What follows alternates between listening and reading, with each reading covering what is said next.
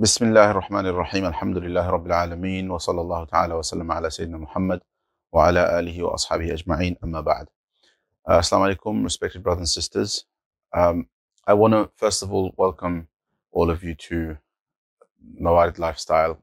This is the first time I'm recording a video on here, so welcome. This is actually an answers video. So Mawarid Lifestyle has a Q&A section. There is an answers page, and there's a submit a question form on there as well. And some of your questions have started coming in. So I want to begin by answering the first question. Sometimes questions will be answered in writing, sometimes as a video. Perhaps where appropriate, we'll do a short video answer to get the answer out there in principle, but then where necessary, follow up with a more detailed answer if more detail is necessary, inshallah. So I'll get straight into the first question. It's quite a heavy one, so we're starting off with a bang. So the question is, and I'll read out, I have a really tricky question that one of the children asked me and I couldn't answer. I hope you don't find it too offensive, but with today's society and people choosing who they want to be, I really need to be able to answer it correctly. One of the children, so I'm assuming this is maybe a teacher or somebody like that. One of the children asked, which room would I pray if I wasn't sure whether I was a girl or a boy? With the new curriculum at the school, we look at transgender and people feeling like they were born into a gender that they're not happy with.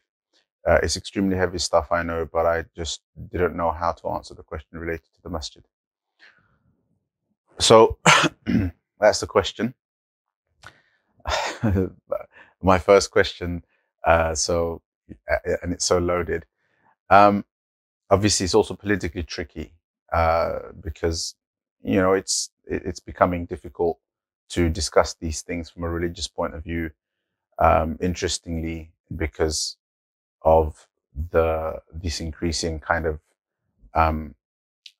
caricature of religions and religious people, and especially Islam, as intolerant, which kind of causes a reaction, making society intolerant towards religion, so that now all of a sudden religious perspectives cannot be discussed openly, and they should be. I think we should be discussing these things openly and intellectually, so that we can get to understand each other's points of view. So here goes. So firstly, I want to begin by saying that, you know, I find it interesting that a child, and I don't know what age this child is, but I find it curious and interesting that a child is asking this question. We've all been around children, and, you know, I have 3 children of my own. I'm the eldest of 7 siblings. You know, I have nephews and nieces, an army of them. And this is not the kind of question that they just come out and ask out of the blue. This kind of question really is triggered by exposure, because they have been exposed to this question, or to a conversation that triggers that question. And I suppose the question that we all have to face as a community and as a society is, for this particular child and for any other child, is this question, and are such questions age appropriate, or is the conversation that is being had with them that exposes them to issues such as transgender being addressed to them in an age appropriate manner? That brings up this whole issue of sex and relationship education and how it's being taught in schools, and whether it's age appropriate, not just age appropriate, but also proportional. And of course, people have their positions on this. You know, schools have positions on this, teachers have positions on this, parents have positions on this, governors have positions on this, the government has its advice on this. But at the end of the day, our children are our children, and we have to be vigilant to ensure that the issues that they're being exposed to are being first and foremost, they're being exposed to them at the right time, and that the conversations are age appropriate. Regardless of the fact that this may have been brought up at school, and that's what might have triggered the question. Um, we should also, as parents, engage in the discussion with the children in an age-appropriate manner.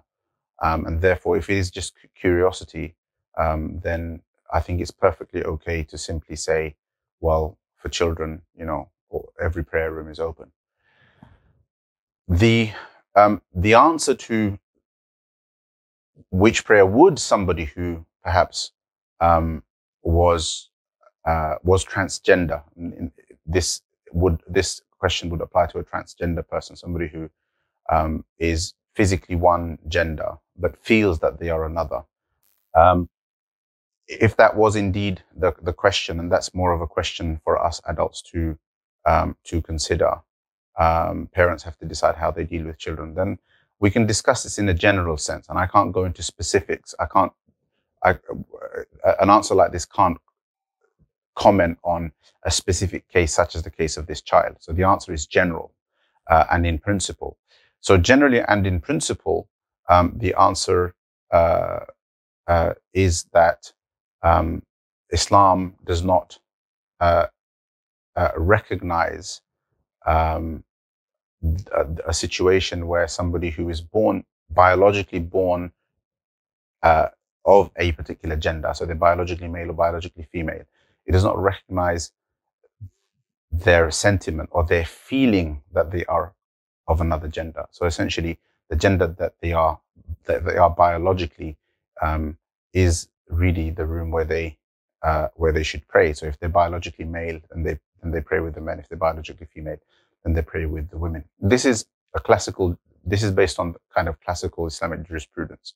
And at the end of the day, if somebody is a Muslim, then we take our worldview from Islam, and the Islamic worldview recognizes that people who are biologically male and biologically female are exactly that, and therefore, regardless of how they feel about their gender, they should live their religious life according to how Allah Subhanahu wa Taala has created them biologically. Human beings have all sorts of feelings and all sorts of inclinations. We can't go along with all of those inclinations. So that is the juristic position. Having said that,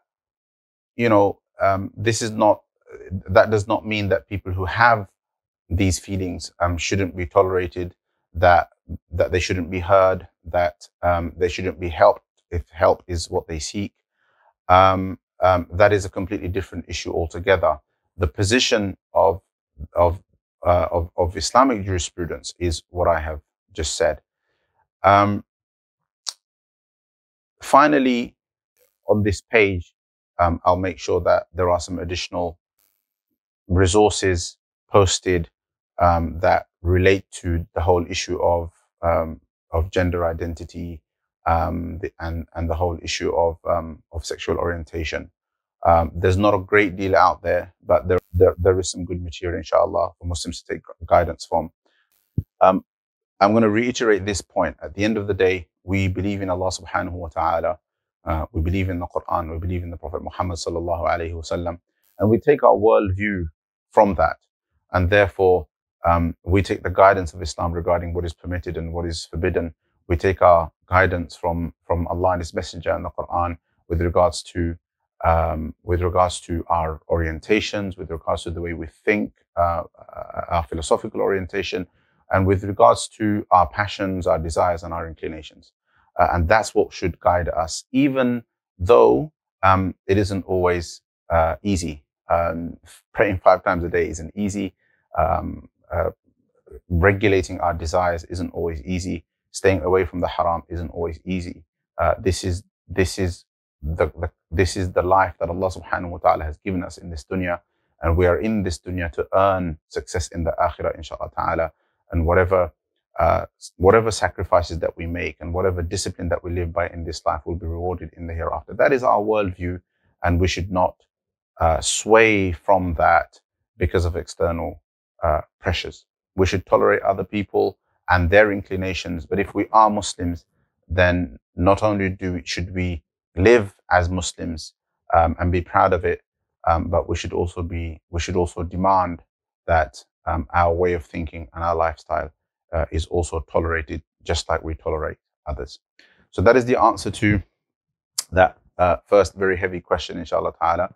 I hope that Allah subhanahu wa ta'ala accepts it, and that I hope that this is going to be beneficial to the questioner and to others as well.